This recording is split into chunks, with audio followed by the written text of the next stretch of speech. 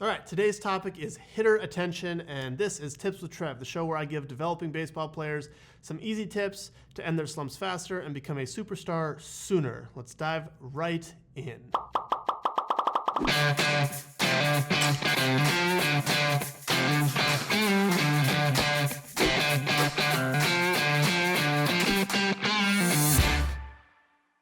Hitter attention, what is it? Well, it's what the hitter is paying attention to.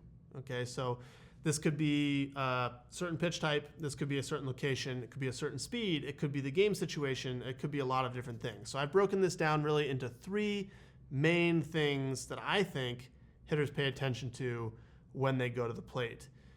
The number one thing that hitters pay attention to when they go to the plate is velocity. And by that, I mean they're looking for a fastball, or they're looking for off-speed pitch. They have some sort of approach, and they're looking for that speed. So the more you throw a hitter a certain speed, the more he's going to be ready for that speed. For instance, if you go to a batting cage and you step in a batting cage that's throwing faster than normal, the first swing that you take, you're really late, and it seems super fast.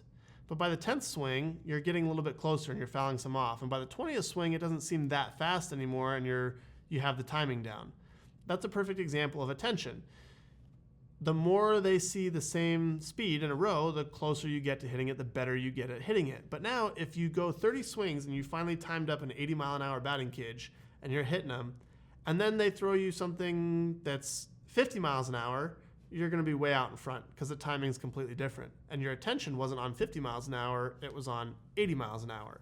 So the number one thing that hitters pay attention to is velocity. They're sitting fast or they're sitting slow. So what does that mean in the course of an at-bat? Well, if you throw a guy a fastball and he's late, and then you throw him another fastball and he's late, he's probably a little bit less late than the first one. And then he's probably a little less late on the third fastball than he is on the second one, and a little less late on the fourth. So you get what I'm saying on this. The more fastballs you throw at a certain velocity, the more the hitter gets his attention drawn to that speed.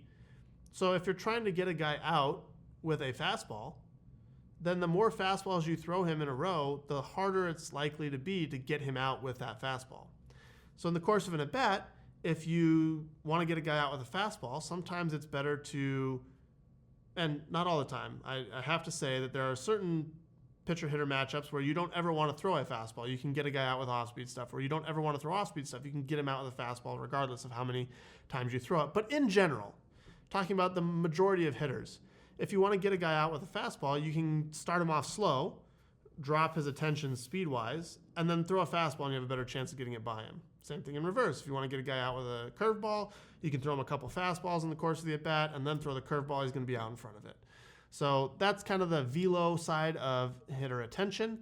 The next thing that hitters pay attention to is location. So is the hitter looking to pull the ball, or is he looking to shoot the ball the other way? Is he on top of the plate? Is he off the plate? So this kind of gives you information on what the hitter is looking for. And then, what location do you tell the hitter that you're trying to get him out in? For instance, if I only ever throw a hitter away, and I throw every single hitter in the lineup away, then by the second or third time through the lineup, all the hitters are going to go up to the plate looking for something away because that's all I've thrown that game.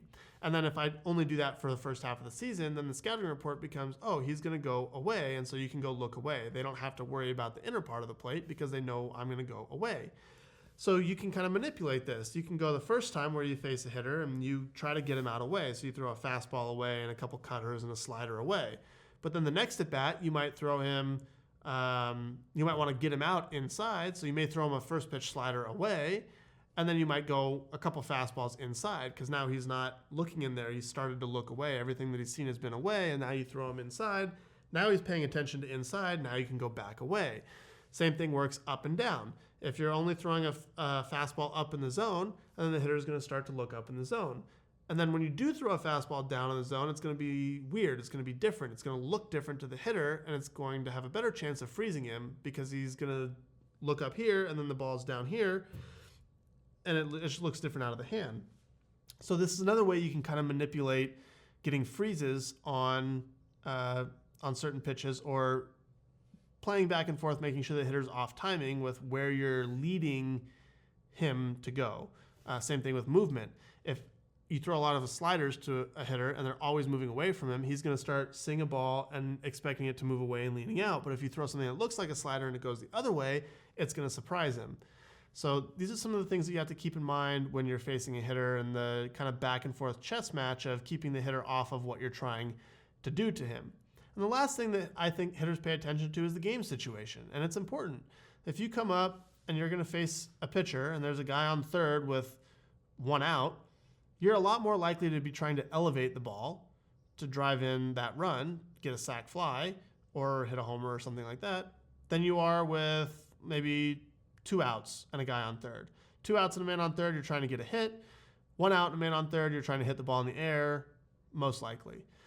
Same thing with, man on, let's say, first and third, and there's a hit and run. There's a possibility of a hit and run, maybe 1 out. You're going to try to spray the ball on the ground somewhere to the opposite field. Potentially hitting into a double play there, potentially not. But it all changes what the hitter's trying to do. If it's the first inning and there's nobody on base and it's the 3-hitter, he might be trying to hit a home run. But if it's the 7th inning and they're down by 4 and there's 2 outs and nobody on, he is a lot more likely to just try to get on base as opposed to doing damage. So these things all change what a hitter is going to do in the box and how certain pitch types will affect what he's going to do in the box. So paying attention to what the hitter is trying to accomplish and then going away from that or throwing pitches that make that more difficult to accomplish can be an effective strategy. For instance, if someone's trying to elevate the ball, generally speaking, balls that they're late on are elevated and balls that they're early on are rolled over and put on the ground. Generally speaking, not always. So if he's trying to hit the ball in the air, then balls breaking down and slower are going to be better at getting him to hit the ball on the ground than fastballs that are up in the zone and harder where he's going to be late on it. If he's trying to hit the ball on the ground and you want him to pop it up, let's say a guy's up there trying to bunt and he wants to get the ball on the ground, well then fastballs that are staying up in the zone and are faster are going to have a better chance of getting on the top part of the barrel and having him pop it up. So these are all things that you can kind of take into account when you're figuring out what you're going to try to do to a hitter who you may not have a lot of information on. At the big league level, we have a lot of information on the hitters, so we kind of know how we're going to approach them regardless. We know where their holes are and where they aren't. But at the minor league level, you don't have nearly as much information. And in college, you have even less. And in high school, even less. And then in youth ball, you don't really have any information at all. So understanding how these things kind of balance each other out and back and forth and how you can lead a hitter one way to then surprise him over here and then lead him back this way and then get him out over here helps young pitchers hopefully understand the chess match and get better at that. So hitter attention. Number 1, velo. Number 2, location. Number 3, game situation. Figure out what the hitter's trying to do. Then you can figure out how to manipulate that, keep him off timing, and give yourself a better chance for success. So that's what I got for you today. That's the episode. Hitter attention and how to manipulate it. If you could do me a big favor, leave me a like, leave me a subscribe, click that subscribe button, I should say, hit that notification button so you don't miss any of my future content. Let people know about this channel. I'd like to help as many people as possible, as many young kids and baseball players and all of that. So if you have anyone that could get some good information out of this or some good help from it, please let them know. Leave me a comment. Let me know what you thought of this video, what you want to see more of, what you're struggling with. I'd love to answer your questions. Drop those in the comments below. And other than that, have a great day. Stay safe. Hopefully baseball is back soon. See you soon.